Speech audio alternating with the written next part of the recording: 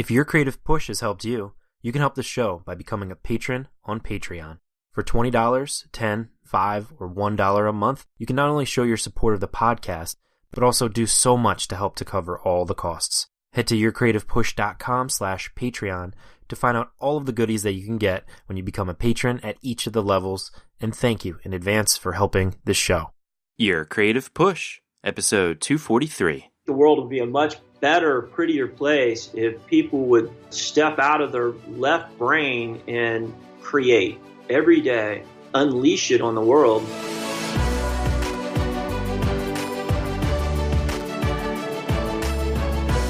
Welcome to Your Creative Push, the podcast that pushes you to pursue your creative passions. I'm your host, Youngmin Brown, and my guest today is Drew Brophy. Now, you might remember not too long ago, Maria Brophy was on the show, his wife, on episode 239. And we had such a great conversation, and we decided to get Drew on the show as well to talk about his art, because I really respect his art, what he does. It was such a pleasure talking to Maria, but it was such a pleasure to also hear Drew's story. He had me laughing so hard at some points, but also nodding my head in agreement as I heard his story. Just so much value in this episode. Drew talks about his early life as an artist and feeling the devastation and anger when a guidance counselor told him that he would not have a future as an artist or a surfer. There was a lot of synchronistic events in Drew's story, which really resonates with me. Drew talks about instincts to use Posca paint pens even though nobody else was, and then how you can continue to use your instincts when you know what you're doing is better than what the gatekeepers say. Drew talks about the value in something being done rather than perfect, and also the trouble that many artists face when they attempt to define themselves as artists or explain to other people what it means to be a professional artist. Drew talks about the origin of his motto, it's my job to make things look cool, and he also gets into his love and his interest in weather, solar dynamics, planetary physics, and sacred geometry, one of the things that really pulled me into his art. This is one of those episodes that just keeps getting better and better. So if you do find yourself shaking your head, yes, yes, yes to everything that Drew's saying in the beginning of this episode, and you're like doing the dishes or busy with something, maybe sit down and really relax with this one. Or if you're driving, pull over on the shoulder and just really enjoy it.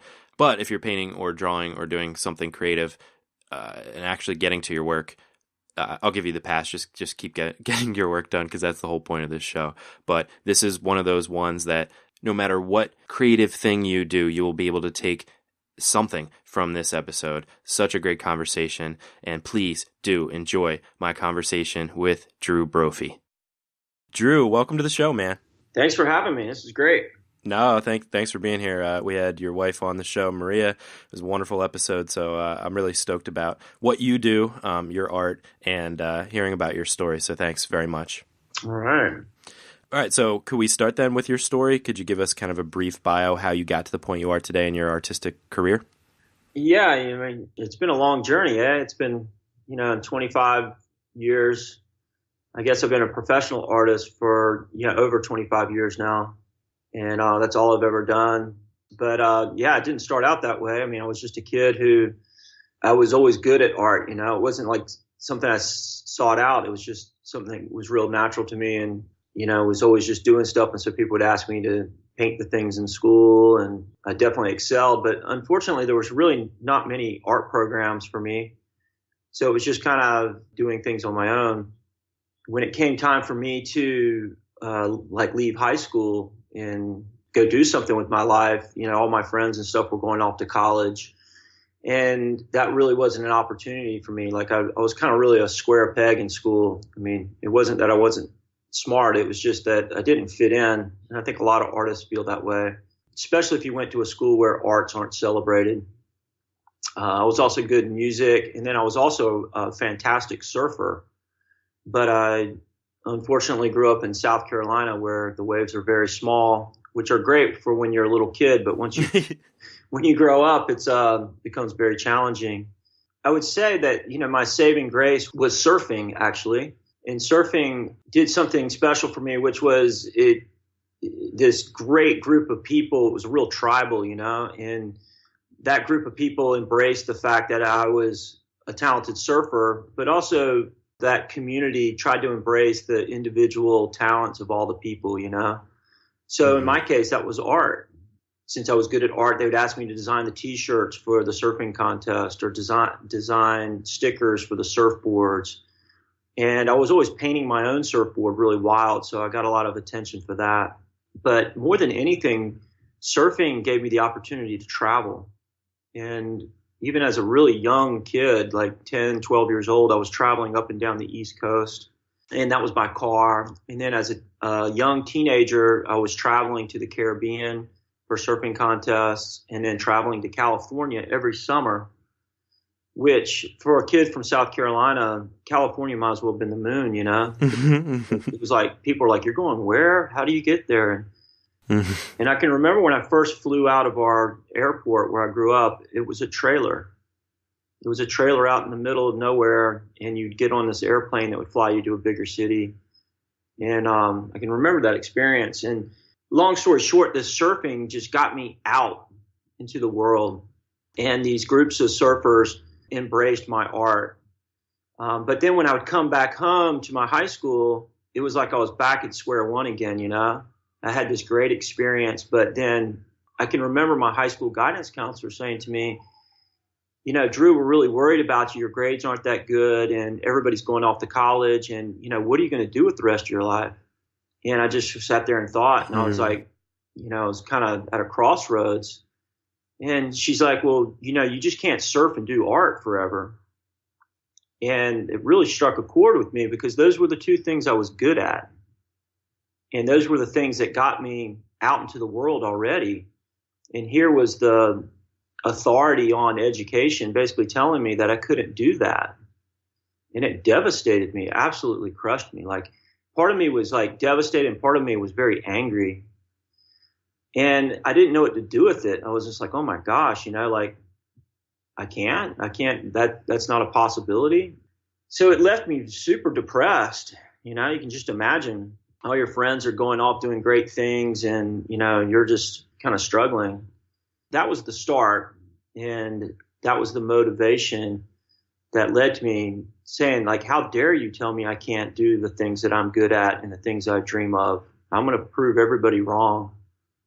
And so I set out to do that. I set out to travel the world and be the best artist I could possibly be.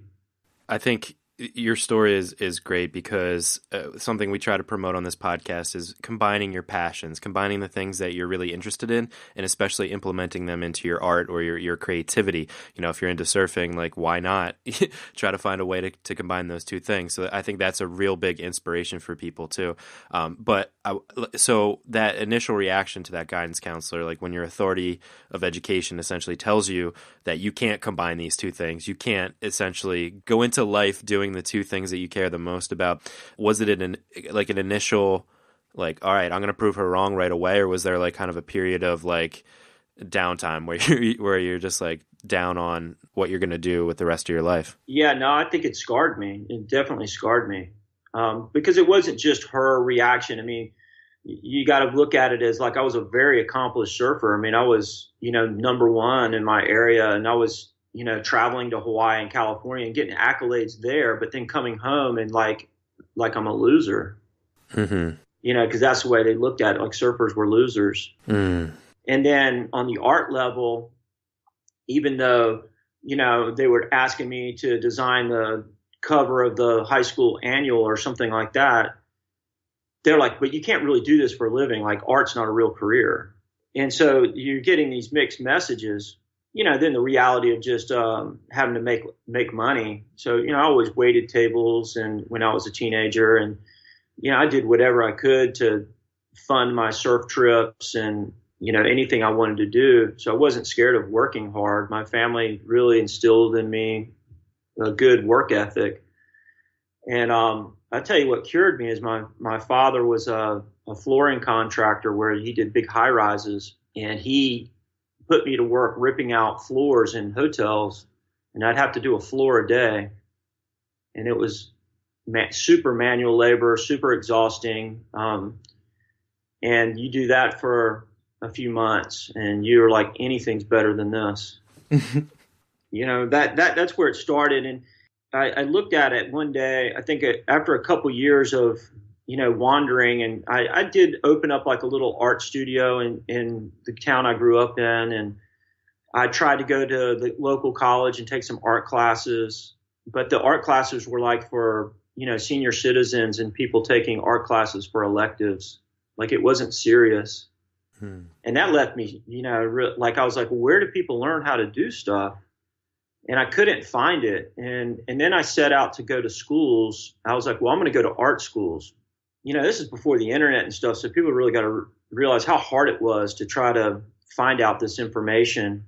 And nobody was really helping me. So anyway, I went to all the best art schools. I got in my car and drove. I went to Ringling. That Savannah School of Art had just started, so I'd gone down there and toured the school. But since I was by myself, the staff there looked at me like I wasn't a real candidate for the school. It's almost like they forgot about me on the tour. They're talking to the parents, not the kids, because they're trying to bilk the money out of them, not you. It was almost like I wasn't viable because they realized I didn't have any money. But and then I went out to California, and the school I wanted to go to was Cal Arts. This was the beginning of computer animation and experimental animation is what they called it. And I wanted to go there, and I can remember touring the campus and all that, and then all of a sudden realizing how much it cost. So I was like instantly deflated. And so I'd gone on this journey. That's what I did before I really figured out what I was going to do. But I went to these schools and then just was humbled by the cost of it all. And so that left me deflated once again. And so when I was at home, I can tell you the defining moment was I was like as depressed as I'd ever been. And I just said, well, what am I going to do? Like, what would I be bummed I haven't done if I was like going to die today? And the answer came real clear, and that was surf really big waves. It wasn't doing art or anything.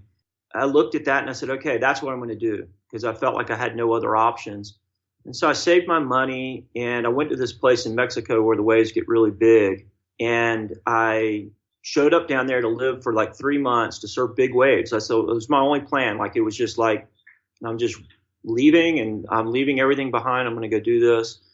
But one of the things I did is I painted my boards really wild and crazy, which I always did. And I showed up down there, and I was getting photographs taken of me, and I was meeting some of my old friends that I'd met when I was a kid who are all pro surfers now. And one of my friends looked at my board and said, man, that's the coolest board I ever saw. Can you paint some boards for me? And I said, yeah, I'd love to. And he says, well, I'm going to be in Hawaii this winter. And you going to be there? Because you could paint them there. And I said, well, yeah, I wasn't planning on it.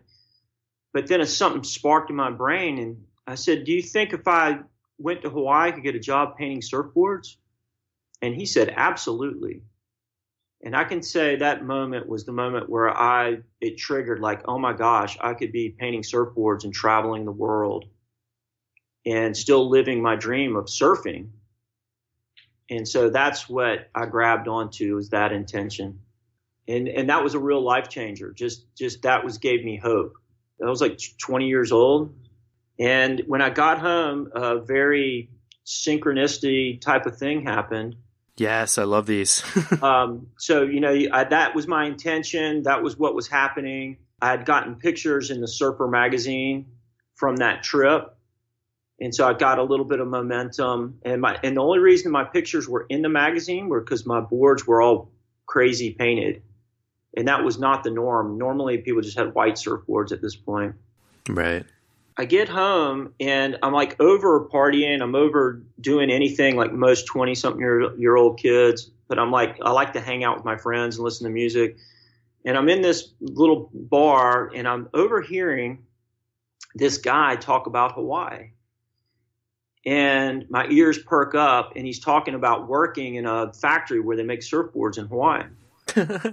And I don't know this guy, and they're just sitting there, carrying on. And I couldn't help myself but butt in. I was just like, you just worked in Hawaii? And he was like, yeah, it was this, that, and the other. I was like, wow, well, I paint surfboards, like, is there anybody that paints surfboards over there? And the guy goes, you know what? I mean, he had just left like a few days before. He goes, when I was leaving, they were complaining about the fact they couldn't find a person to paint surfboards because their guy had moved away. And I was like, you're kidding. I was like, well, I paint surfboards. He said, well, here's my friend's number. And he wrote it on a napkin. You should call him and ask him. And I was like, okay. And I want people to pay attention to this because, these moments happen to everybody. And a lot of people don't realize it's happening or don't take advantage of them. And I did. I know it was like I knew the sign. I couldn't sleep that night holding that number. And I can remember when I went to my dad's store the next day, I couldn't wait to call. And I was using my dad's phone because it was long distance back then. And I can remember, trying to wait. And then I called the number and it's ringing. And I snuck off to this office to do it. And I have no idea what the guy's going to say or whatever. And he answers the phone a little groggily, and I just start blurting out like, hey, I just met your friend, Surf, blah, blah, blah, blah. Just you can imagine. And I paint surfboards, and the guy's like, whoa, whoa, whoa. He goes, do you know what time it is? And I didn't realize it was, like 6 hours difference. So it was like in the middle of the night. He said, man, that sounds great. You paint surfboards. And I'm like, yeah. And he said, well, we really need somebody and it would be great if you came out and this, that, and the other. And I'm like, okay, good. I'm going to save my money and I'm going to get some stuff together and maybe I can be out there in a month or so. And, I'm blurting this out. And he's like, whoa, whoa, whoa, whoa. He goes, you don't understand. We need somebody by the end of the week. And I was like, oh. And he says, well, tell you what, if you can get here by Thursday, this is like a Monday morning, I'll give you a shot at working. And I said, okay. And he says, well, call me and let me know. And I'm like, all right. And I hung up the phone. And it was like that pivotal point in somebody's life, like a crossroads. And I knew it. And I walked in my dad's office and he was working. And I just blurted out to him. I was like, Dad, I just got offered a job in Hawaii. Did he have any idea that you were thinking about that or? No idea. Okay. And they were kind of detached from everything I was doing. And they were already settled that I was going to be living there and doing something different. And they were trying to guide me into that or kind of, gently let me down from my dreams or whatever. And I said, he didn't even look up when I told him. I said, I just got offered a job. And he like kept writing. He was writing something. And I said intently, I said, Dad, I just got offered a job in Hawaii painting surfboards. And it got his attention. He looked up like, what is this nonsense you're talking about? Mm-hmm. And I just said to him point blank, I said, Dad, if I don't go, nothing great's ever going to happen to me. And I knew it. And that day or that moment, back then, you had a travel agent. My dad got up and he walked across the street. There was a travel agency. He bought me a one-way ticket to Hawaii. Yeah, Drew's dad. That's awesome. I was on the plane. It was a red-eye flight. I left at night. Didn't arrive in Hawaii until late the Thursday afternoon. I had no idea what this Todd guy looked like. So we had to wait for every other person to leave the baggage claim. And there I was standing there, and this other guy was standing there. And I'm like, I guess you're Todd.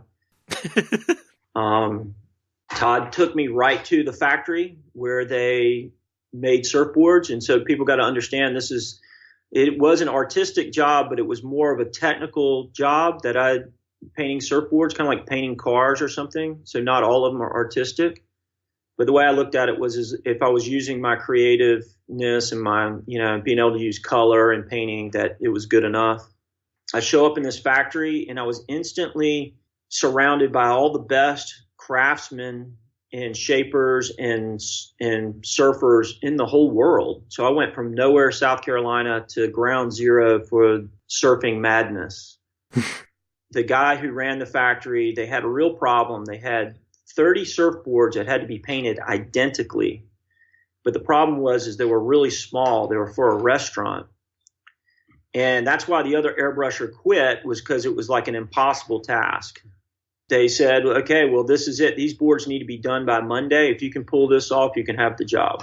So I went to work that night, and I worked all through the weekend. And it was a highly technical project, and I did it. They gave me the job, and I never looked back, man. I was surfing the biggest waves in the world. I was working for all the best people. I decided right there and then I was going to become the best surfboard artist in the world. And so that's the start. That's where it all began, right there. And then it progresses out, which is really cool. Well, so far, this is one of the my favorite stories in the world Yeah. because there's so many elements, especially for people listening to this podcast, that you've got the initial teacher that tries to hold you back, that gives you bad advice that says you can't do this, you can't combine your passions, and then you have other hiccups along the way. And then I think the big thing, like you said, is when those synchronistic events happen, when life does throw you a bone, like a really big juicy bone, to grab onto it, to really ride that wave, so to speak. Yeah. And just understand that this is your opportunity, and you, like you said to your dad, if you don't take this, you're going to regret it for the rest of your life, or you'll never get anything good in your life. To really see when everything kind of the universe just hands you an opportunity on a silver platter, to just eat it up. You know what I mean? Yeah. And there was consequences. I left everything. Right. Everything that I owned. I couldn't take it to Hawaii. I had a car. I left my car. My dad sold it. Girlfriend. I mean, everything. It's I got elected to go on a spaceship, and I was like, okay, I'm climbing on, and, maybe I'm going to die, but whatever.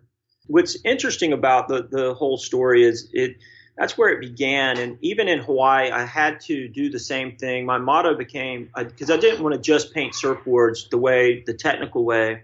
I was very creative, and I discovered these paint pens, the Posca pens that I paint with, Uniposca. And it was just a better way to paint surfboards. And I was painting my own surfboards in South Carolina with those, but nobody would let me paint production surfboards with them because it didn't look the way a surfboard was supposed to look. But what was really cool is I could paint on anything with these pens.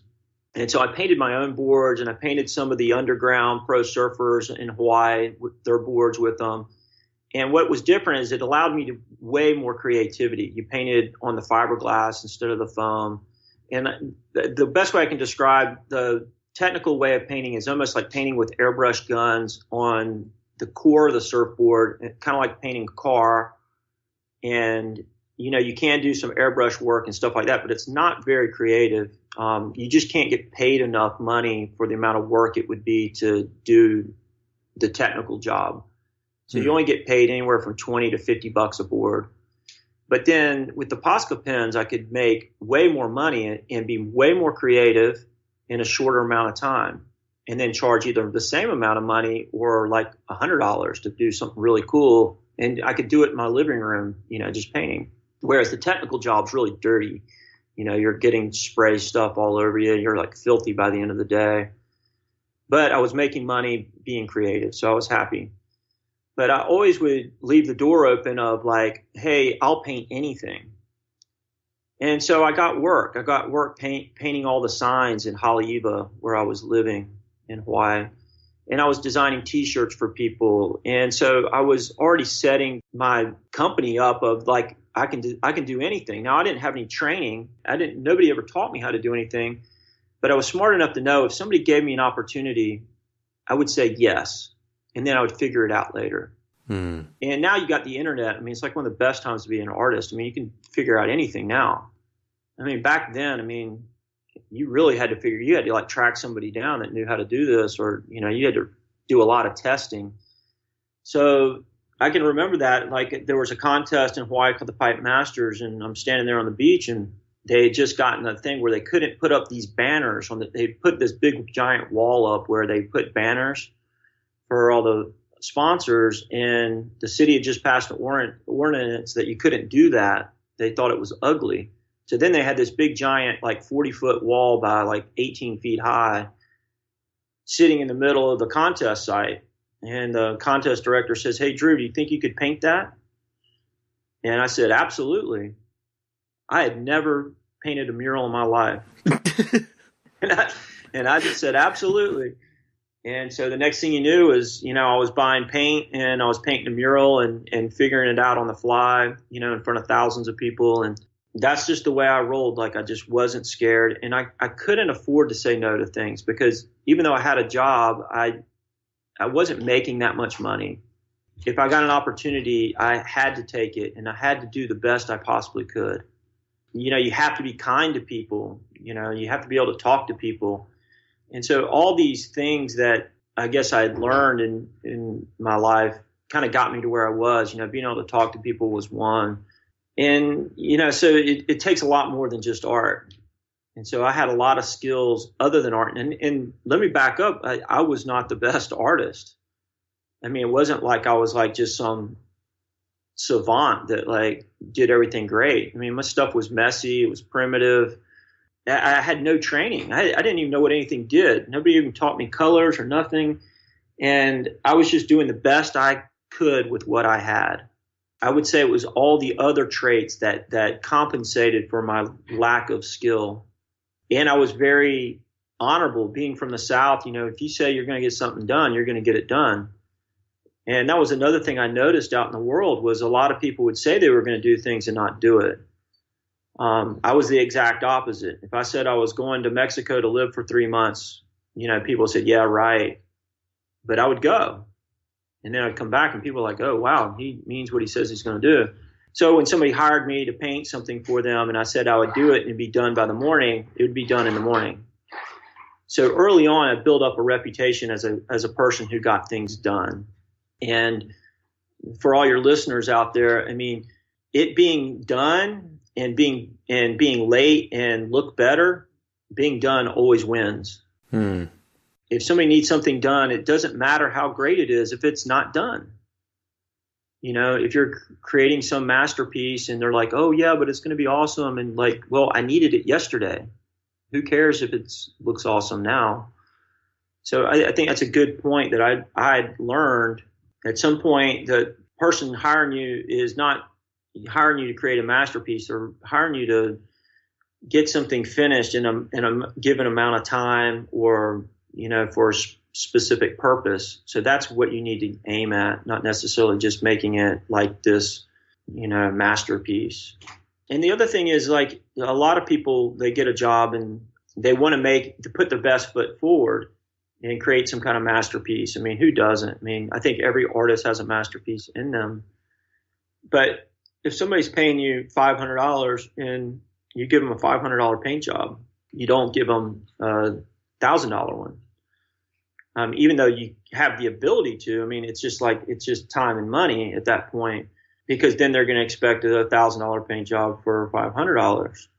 And it's, if you look at it, the time and stuff, it's just, that was something else that I really I associated my time with how much I was being paid. And Maria and I really streamlined that over the years. But, without going into everything, all these lessons basically taught me, the rules for our business. I eventually moved to California, and I had this new way of painting surfboards. And I'd already pitched it to everybody in Hawaii, and nobody wanted me to take me up on painting surfboards this way. They thought it was cool, but they just didn't see it as viable for like stores and stuff. Was that because it didn't exist yet? Like, because it wasn't like a thing yet? Yeah, it didn't exist. It was before its time. Right. They didn't want to like take a chance.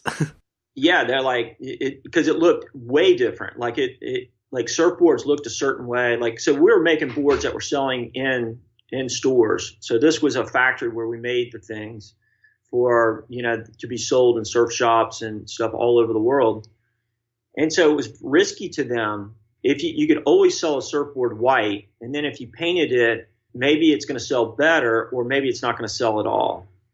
Somebody might not like that color. So then this other way of painting, which looks totally crazy, which looks like my art today, it was just too out there. I mean, it scared the hell out of people. Like, they just couldn't see it. And so I moved to California, and I'd pitched it to all the best surfboard brands in California, and they kept shooting me down. Not interested, not interested. So I ended up having to get a job at a factory where they just made surfboards the regular way. And I was good at that, more technical painting. And there was more opportunity in California for designing T-shirts and things in the surf and action sports industry. So I was up leveling. There was more opportunity in California than Hawaii. But then a friend of a friend that I met surfing in Hawaii had some boards that were painted on the glass like mine. And I asked about him, and he was an artist in California that was starting to shape surfboards. And this was Lost Surfboards, my friend Matt Biolas. And he was just getting started, and he was in the back of this surf shop. So on my way home from work, I was riding a bike, by the way. I still wasn't successful enough to own a car. And I never had a car in Hawaii, always had a mountain bike. So I rode a mountain bike for like 10 miles to work every day. And then on my way home, I would pass by this little shop, and I'd go in there and meet this guy, Matt. And Matt was a guy that painted surfboards like me, but then wanted to shape. So he started shaping surfboards. And he had this cool style that was pretty neat. And so I walked in there and told him I was a friend of his friend. He was like, that's great. And I saw some of the stuff he was doing. I was like, wow, that's pretty cool. And he was like, yeah, looking at his paint jobs. And I said, well, I can paint surfboards better than that. And he kind of egged him on a little bit. And he was like, oh, yeah, like, well, paint something for me. So I painted this dragon for him. And it took me like a half hour. And he was like, wow, that's cool. He goes, can you come back tomorrow and paint some more? And I said, yeah. So I didn't really have any friends yet. So I'd just go to one place and paint like 10 surfboards, and then go to his place and paint a few surfboards. And that's how it started. Nobody would let me paint surfboards with this guy. And when we sent those surfboards out to stores for the first time, the public made the verdict on whether they were cool or not. And they sold immediately.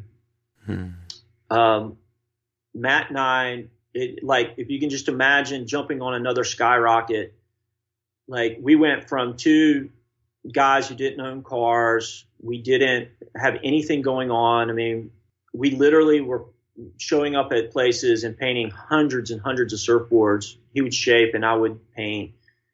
And so we went from this little back room surf shop in San Clemente to traveling around the world. And I never thought I was going to go anywhere. And, Hawaii, I thought that was my big thing. And now I was kind of working my way back across the country. But instantly we were traveling to Japan and to Spain and France and Brazil and Peru and, Tahiti and Australia and all these places. And it happened in a short amount of time. Like it was like all this hard work that I'd been putting into, all these people that told me, no, it wasn't cool. I don't like it. It didn't matter. I always knew it was the best way to do it, and it was cool. But it took a lot of time before the public got to decide whether it was cool or not, because I couldn't get it past those gatekeepers. You could look at those same gatekeepers as like gallery owners. If you do these cool paintings and you can't get it into the right gallery, and nobody really gets to see it, you really don't get to know whether the public likes your work or not yet. And that's another great thing about the internet now. I mean, we're still talking about pre-internet day. So now you can get your work out to your people pretty easily. But back then it was a lot harder because you had all these gatekeepers to go through. And the thing about that too, that I just wanted to say was, if you kind of know in your heart something is better than what everybody else is doing, then to just keep trying to do it, and to ignore those gatekeepers, like you said, just pick up a microphone and start a podcast, just start, using whatever material you want on a surfboard, just do whatever in your heart is correct, and see if eventually people pick up on it. Yeah. And for me, it almost didn't even matter if other people liked it. I liked it. Right. I thought it was cool. I was just I thought it was funny and cool. I mean, we were just painting fun stuff, and it made me happy. And I was just like, okay, I want to keep doing this. And next thing I know, I was designing more and more T-shirts and things. And then I got approached to design boogie boards and wakeboards and skateboards. So I was doing skateboards for Sector 9. I was doing wakeboards for a company called Liquid Force, which was at the very start of wakeboarding. And Sector 9 was the first longboard skateboard. I had my first licensing deal around this time with Whammo bodyboards, which was the toy company Whammo. So like this style that I introduced on surfboard became like the coolest thing ever, and everybody wanted a piece of it. Not to say I went from zero to hero, but I kind of did. I kind of went from, not owning a car. Like I didn't even know that you could buy a car. Like it was already out of my reach. Like I just thought you had to have so much money to buy a car. It wasn't until Maria was my girlfriend. And I had this old beater. I had bought like a beater, Lincoln Continental car, and it was falling apart, and it barely went to work and back. And I said something like, I wish I had a nice car. And she goes, you could go buy one.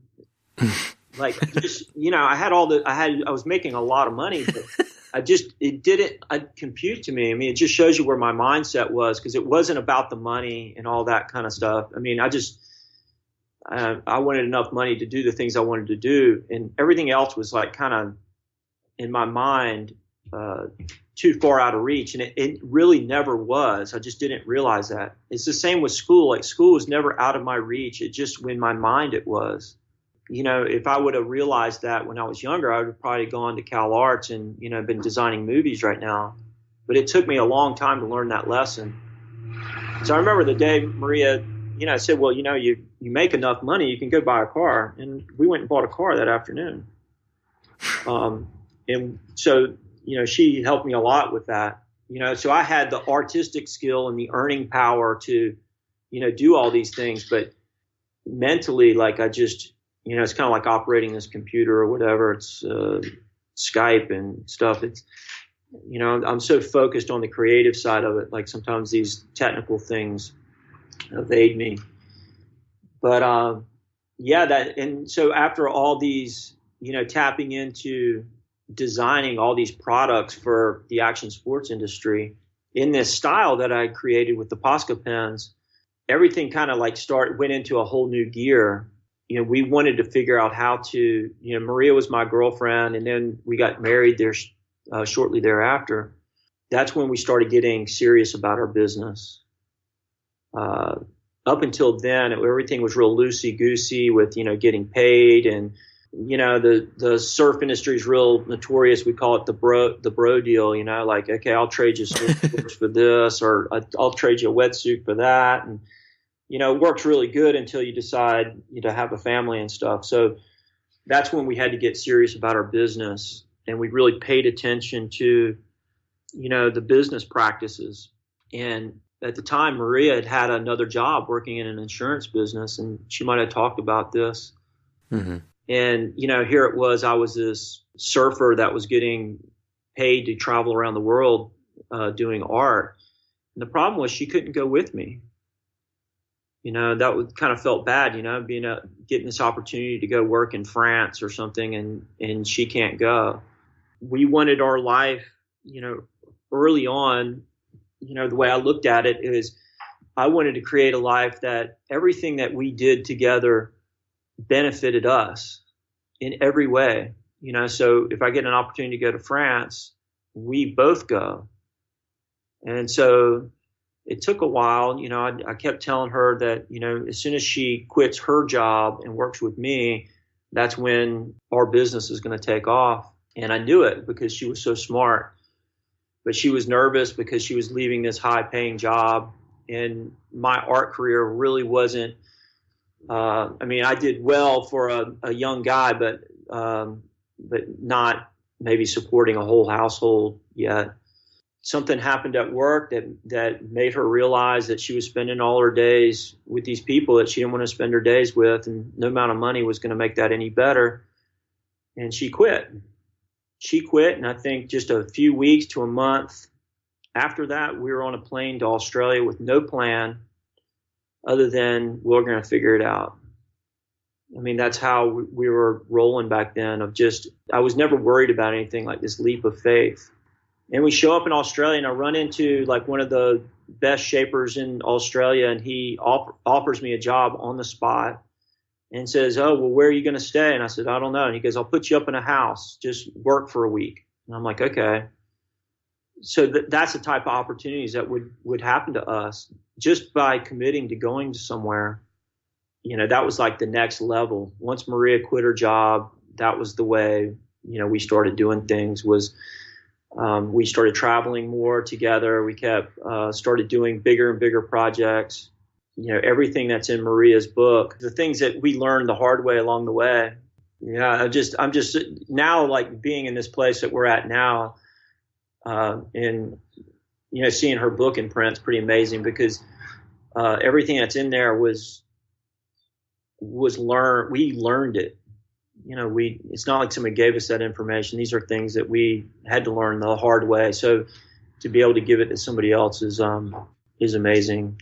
What I like about that too is, and I'm glad Maria's at this point in your story now, because I think one of the questions I wrote down to ask you is like, your mantra is, "It's my job to make things look cool." And I was going to ask you, is it really like that simple for you? and just hearing your story, I realized that yes, it is. Like, all you care about is, you know, just finding a way to do the thing that you love, to make the art of your life, you know, a part of your life. So I think Maria was the perfect person for you to meet. I think you guys are like the perfect yin and yang for each other, if that makes sense. Yeah. And that phrase came out of a problem we had because it was hard for me to describe to normal people what I did for a living. And it's a hard thing being a professional artist, especially like us, because even in our own community, people don't look at artists as a real job. So, you know, even though we're like super successful, yeah, I'd be at my kid's school and I can remember his teacher. It was like parent teacher night, and like, "Hey, how you doing?" And, you know, "Nice to meet you." And she's like, "Oh, well, what do you do?" And I said, "Well, I'm a professional artist."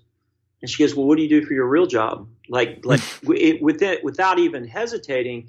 And I just looked at her like, wow, people don't know what what it looks like. So they immediately go, well, like, "Oh, or so you're in art galleries." And I'm like, "Well, not exactly." "Oh, so, you know, you do this, or you know, you're a graphic designer." I'm like, "No, I'm not a graphic." Like, so people don't really know what the term professional artist is. So I started saying professional illustrator. And then they didn't really get that one either.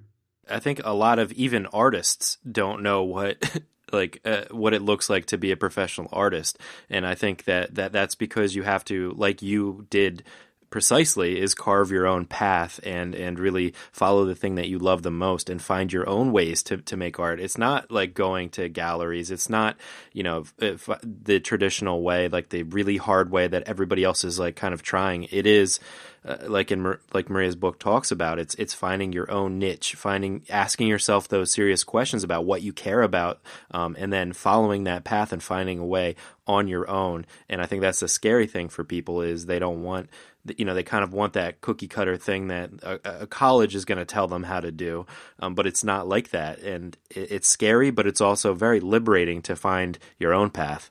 Yeah, absolutely. And the thing that I discovered is that you literally create your life. Like, you literally can create your life. And I wish schools would teach you that. I mean, and it's not just about art. It could be anything that, you know, but as an artist, you know, I'm making the rules. I decide who I want to work with. I decide how things are going to, like, and it's not just about the business. It's our whole life. Like, everything's tied into one forward momentum type of thing. So when I came up with the phrase, "It's my job to make things look cool," it was almost the only way I could like dumb it down to people so that they can understand. Mm-hmm. And they're like, "Oh, okay, I kind of get that." And they're like, "What kind of stuff?" I'm like, "You name it." Like, I've designed shoes, I've designed bikes, I've designed, you know, surfboards and, you know, clothes and fabrics, and, you know, so it's all kinds of stuff. And when I say it like that, they're like, "Oh, okay." Even still today, it does kind of bother me that artists don't know how to describe themselves, or it's like you're constantly training people how to think about you. whether it's through your own, verbal content or web content, or the way you carry yourself, or the way you do your job. If you, constantly are late for things, you're training people to, oh, that's the person that shows up late. Or if you're constantly on time, or if you're the person that, wow, you know what? He always does what he says he's going to do. You're training people. So I think that's a big one that I learned. And I used to tell a lot of young artists, like, let me back up. I had an old roommate that used to make fun of me because I couldn't afford to make business cards. And I used to sit up all night hand making business cards. And I'd make like 50 of them. And I'd hand draw them, and I would be giving them out to, like, at parties and things, to people, like wherever I was. And he would make fun of me, like saying, oh, promo Drew. And I just looked at him. I'm like, well, who's going to, like, if nobody knows what I do, like, how are they going to hire me to do anything? Or if I don't tell people who I am, I mean, nobody else is going to do it for me. And it was so obtuse to me that he would make fun of me for trying to reach out to people. Those cards worked. I mean, that's how I got a lot of my jobs. So you got to look at it as every time you're out in the public, you need to be training people who you are. And it's very important that you choose your words wisely. It's not just, oh, yeah, like, I like to do art, and, I do this, and a little bit of that. But I have a real job, part-time, it's like, you say, no, my name's Drew Brophy. I do art for a living. Owning it. And just like carving that out in their brain. So when they go back and they're like, oh yeah, I met that girl tonight. She's an artist. Maybe we should hire her, because all they're going to remember is that confidence and that idea that you put in their head. They're not going to remember you if you said, like, oh yeah, I do a little art on the side. They're like, well, maybe we shouldn't hire that person, because they don't really do it. They just have to do it. So that was something that I really noticed. And a lot of these things I didn't realize that I'd done until Maria got me to do some public speaking a number of years ago. And I had to kind of, reverse engineer how I got here. And then I had to remember, like, all these things. And it was really nice, because that was a lot of things that ended up, kind of in her book and in just some of the talks that we give people. Something as simple as your message on your phone being professional. Because I can remember, like, some of these guys that I thought I was looking up to that were doing things similar to me, and you'd call them and they were like, their message was like awful. Like, yeah, leave a message, blah, blah. It's like, no, it's like, hey, thanks for calling. Can't wait to hear about your project. Leave your name and number. I'll call you right back and we'll get to it. Just that different idea. So if you call somebody and you get this message that's a bum out, like, you're probably not going to hire them. Well, I think you're tapping into something really important too, and it's something that I'm guilty of too, because I think artists or people that are kind of creative that have another job, a lot of people listening now like have a full-time job that is not creative, myself included, and I'm guilty of it too, like of when somebody at work asks you, like, what are you going to do tonight, or what are you doing on your free time? It's like, oh, I'm interviewing Drew Brophy. I'm interviewing this artist. I don't know. I get very nervous talking about my other passion, which is actually, this is like my real passion. I feel totally confident, totally comfortable when I'm, doing the podcasting thing. But when I'm in the quote real world talking about that thing, it's like I can't merge those two worlds. And I think a lot of people struggle with that. But like you said, you need to do that. You need to be confident about it, be proud of this thing that you do, and really step into that identity, so that when people are talking about you later, they do remember you. And it even goes further, like you said, like, on a voicemail or even in your own email, defining yourself as sincerely Youngman Brown, like, and then put your podcast and put your blog or put the things that you care about, so that people can you can define yourself in that way, so that people can really know exactly what you're all about. Yeah. And isn't that more authentic than anything else? Right. Than faking it, faking that you're not about that thing. Right. Like, just like, yeah, I'm into this, I'm into that. because you want to know people. Isn't it weird? Like when you meet somebody and you've known them for a long time, and then you find out they're like totally into something and you've never knew about it. You're like, wow, you go skydiving every weekend? How did I not know that? You know what I mean? Like they're like this closet person that like, seems real mild, and you find out they do something totally extraordinary, like all the time. And I'm like, why didn't you tell people about that? Well, I don't know. It's kind of. What is that? Like, why is that? Yeah. One of the things that I do is I like to go to ancient sites around the world. And one of the things I noticed about all of them is they all celebrate all the arts in nature. So it seems like they were all like super into nature and super into, painting and sculpting and architecture and everything like that. And so everything was like super artistic. It's almost like right brain people used to rule the world. And now left brain people rule the world. And, I think the world would be a much better, prettier place if people would, step out of their left brain and create every day. Everybody has it. It's just some of us have it more than others, and unleash it on the world. I think everybody would be a lot happier too. No, I couldn't agree more. Well, and kind of going along with that, I know you're into all that like ancient stuff, and could you talk just a little bit about how you study physics, and then how that's influenced your artwork, and also about like kind of sacred geometry? Yeah. Well, the way all that started is due to my job. I get presented with amazing people and amazing businesses. And that could be something as simple as like Sector 9 skateboards, and you're designing these skateboards, but you have to understand how it's going to be printed, how it's going to be manufactured. And the next thing you know, you're in this factory that makes skateboards. So a lot of people don't realize like all these things I design, I have to like reverse engineer, and, I might be in a factory in China having to look at, how are we going to make this thing? So it's my job's gone way beyond just designing it. It's understanding how it's going to be printed and manufactured, and all this. And in the last 20 years, it's just been extraordinary technology in printing. So one of my successes is due to the fact of technology allowing us to print on things, which has been great for my art, because 20 years ago we could only print 3 colors on a skateboard, and now we can print anything. So with that being said, as we've been going along, we've been getting introduced to bigger and bigger companies, working with companies like Google and IBM and Western Digital hard drives, and you name it. So a lot of high tech stuff, software companies and things where we have to, what I like to say is like articulate their messages into murals or paintings so that they can more easily give their message out, so people can understand these kind of intangible concepts that they're doing. So like a hard drive, like I had to learn how a hard drive works. I had to dive deep and look at the mechanics of it.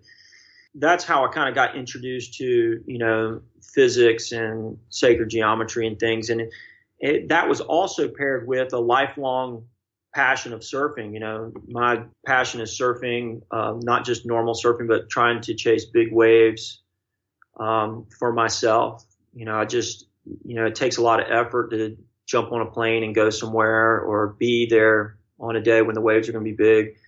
So I've always studied weather, meteorology. So my passion of surfing and the changing climate led me to like, okay, well, why are the weather patterns changing, and how come the waves aren't as big as they should be? It's kind of a selfish thought, but what it was. And so I started studying weather that much more intensely.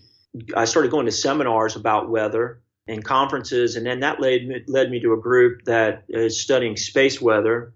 So that got me into solar dynamics and planetary physics of what's affecting our weather on a bigger scale, and how is that changing our climate, and that's why the waves are not doing what they're supposed to be doing. The patterns are changing.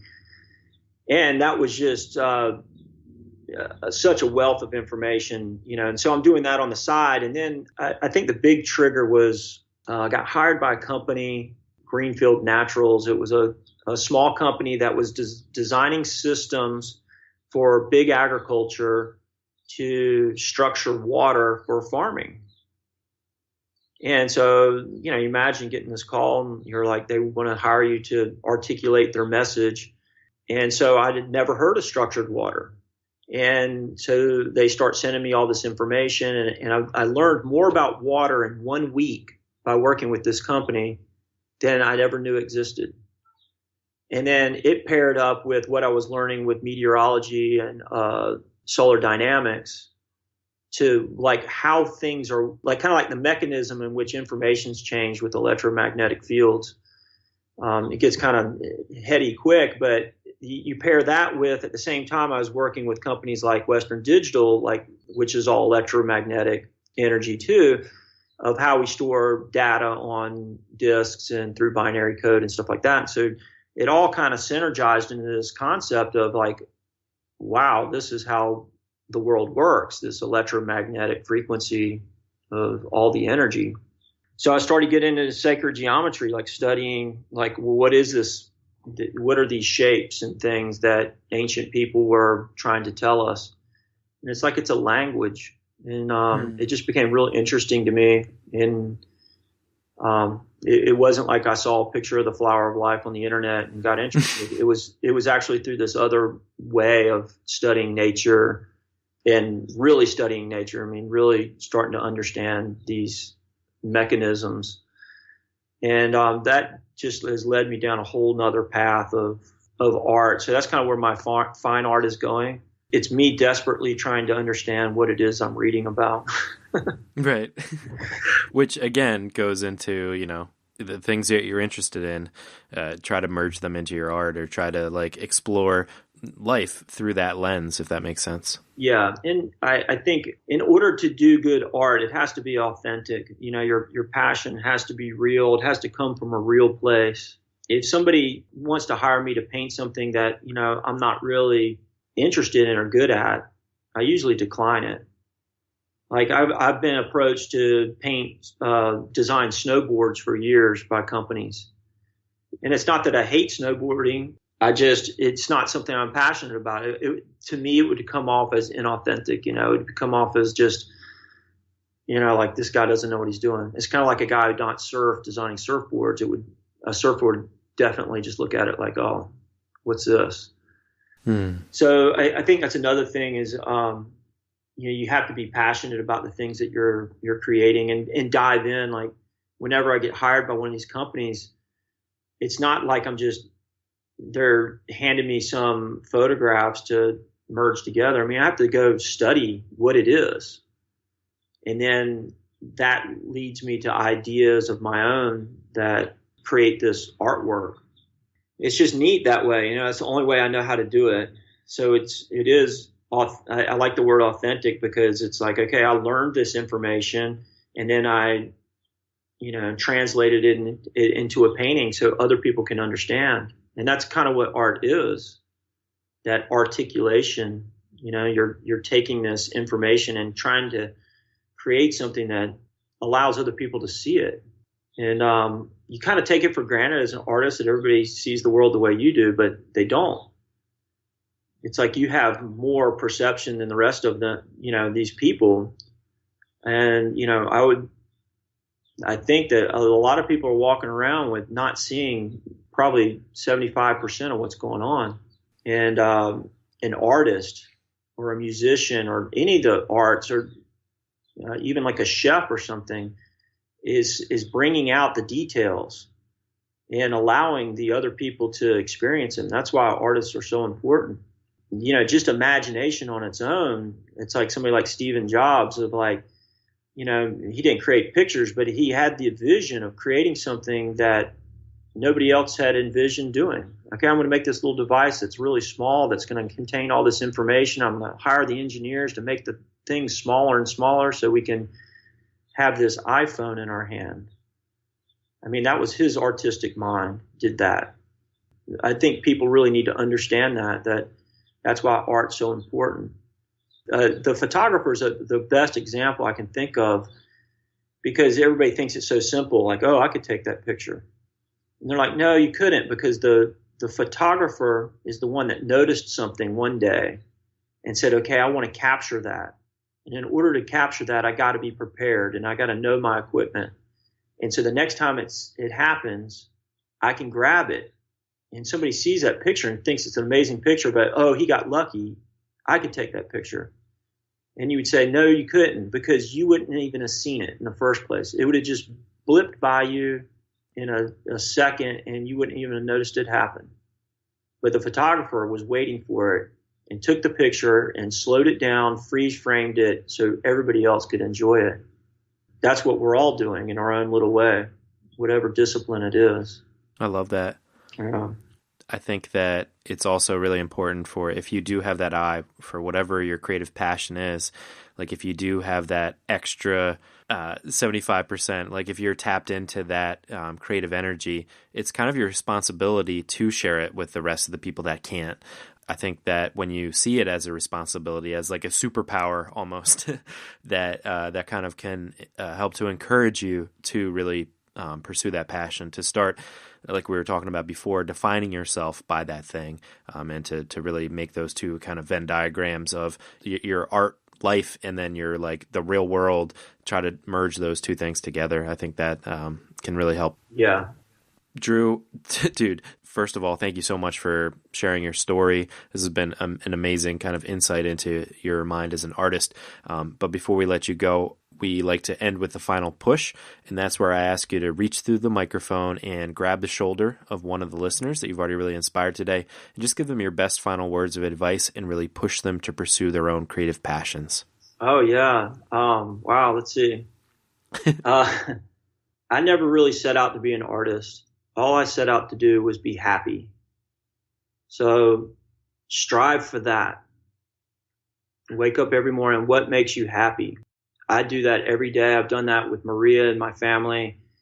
In those early days, that's what I was striving to do. I wasn't striving for anything but to be happy and do the best I can possibly do. And everything else just kind of happened. And I said yes. Every time something presented to me, I said yes. And those forks in the road, I look at them and I'm like, does this one make me happy or does it not make me happy? Okay, let's go with the one that makes me happy. It's a really easy litmus test. So go where it makes you happy. Perfect, man. Dude, Drew, thank you so much. We talk about synchronicity, and I really feel like in terms of synchronistic events, you know, being connected to you and Maria was amazing for me for this show. So I really appreciate both you and her coming on the show and really sharing your different journeys. We talked about the left brain, right brain kind of thing, and I think that the two of you offered so much to this show, and I'm really so appreciative of you guys coming on and sharing your stories. Yeah, thank you for having me, because it's good to share these things. It's I wish somebody would have shared more with me. I wish this was even possible, a podcast and things back, you know, when I was getting started. There's so much information out there now, and you know, you just got to pull it all together. Absolutely. Well, thank you. Cool. And then you can find Drew on his website, which is drewbrophy.com. On Instagram, he is Drew Brophy, and we'll have links to everywhere you can find him at yourcreativepush.com/Drew Brophy. Drew, thanks again, man. All right. Later on. I told you it was good. Oh, man, I love that conversation with Drew, and my thanks again to him and to Maria for both of them coming on the show. I just want to say one thing, and it's recognizing those synchronistic moments. They don't come often. They do come more often if you kind of put yourself out there into the universe. If you say exactly what it is that you want to accomplish in your life, opportunities seem to come when you do that, but they don't necessarily come often. So really be looking for them and recognize when they come. And when they do come, be brave and grab onto them. You might be afraid that it won't work out, and maybe it won't. But if it's too perfect of an opportunity, if you recognize that it's this golden opportunity, you are going to regret it for the rest of your life if you don't take that opportunity.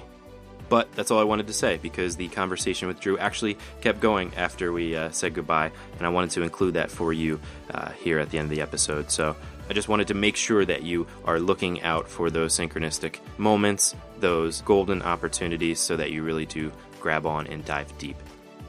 I love you all. Go get some amazing work done, and we will see you on Thursday with a special episode. But that's it. Enjoy the rest of the conversation. Bye.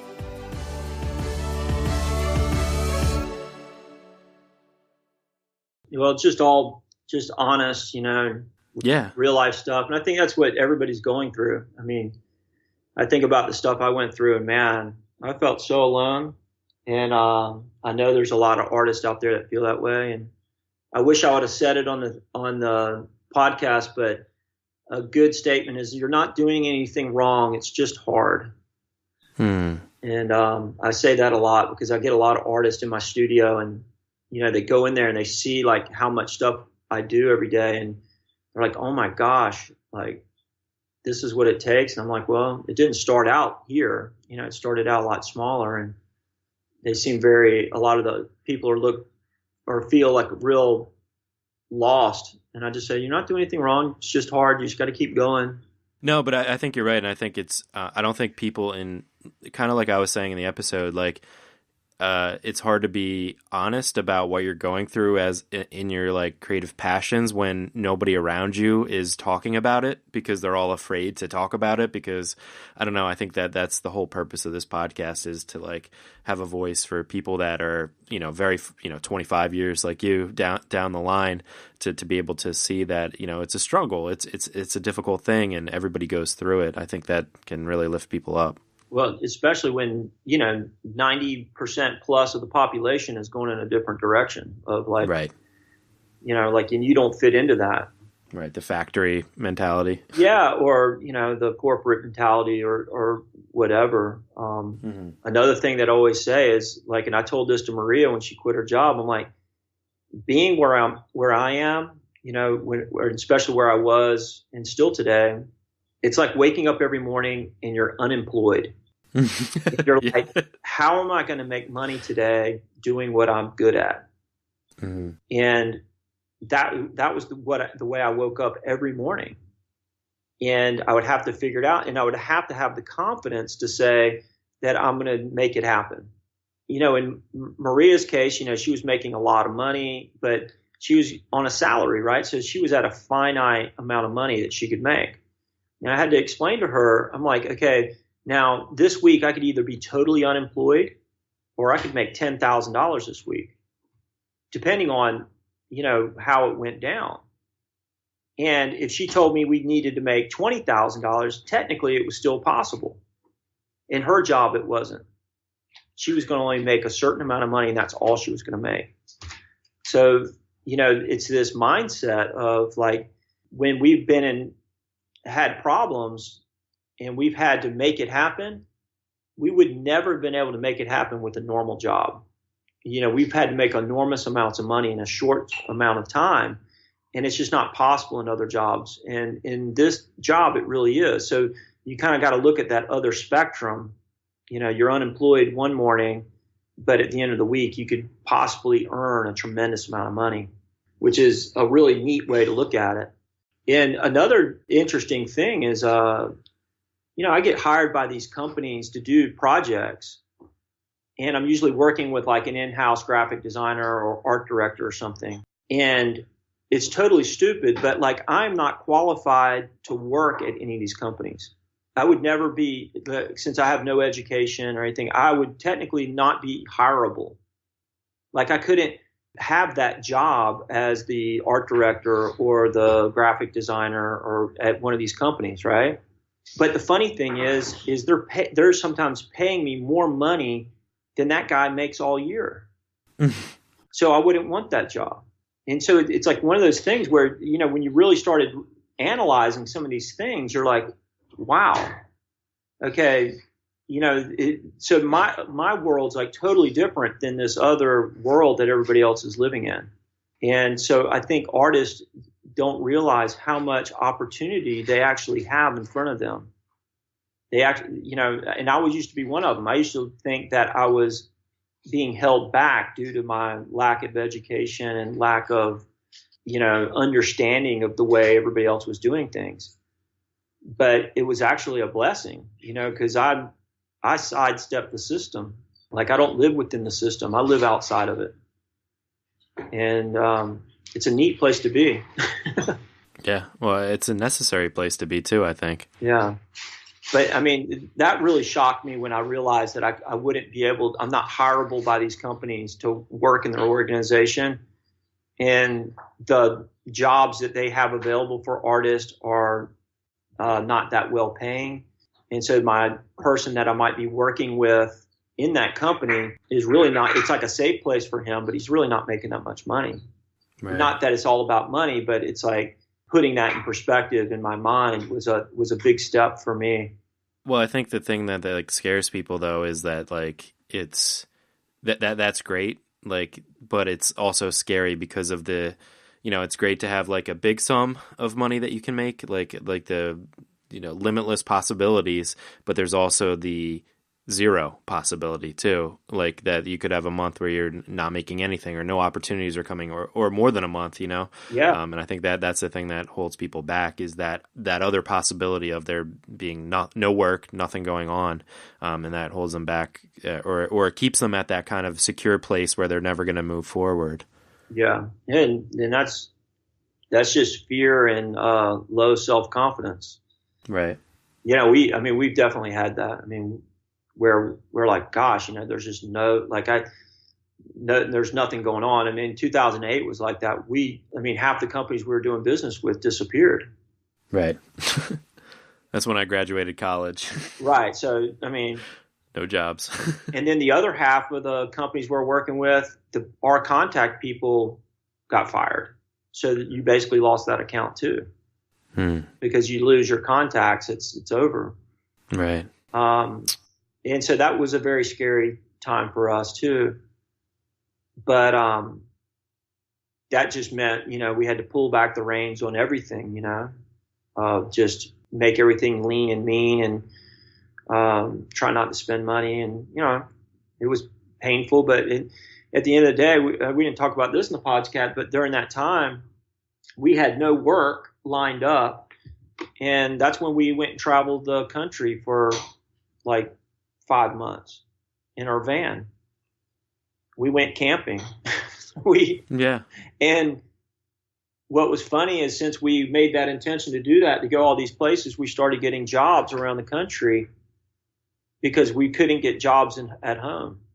And that was just really, once we committed to doing this other thing, these new opportunities came up. So my lesson in that was you have to change things up.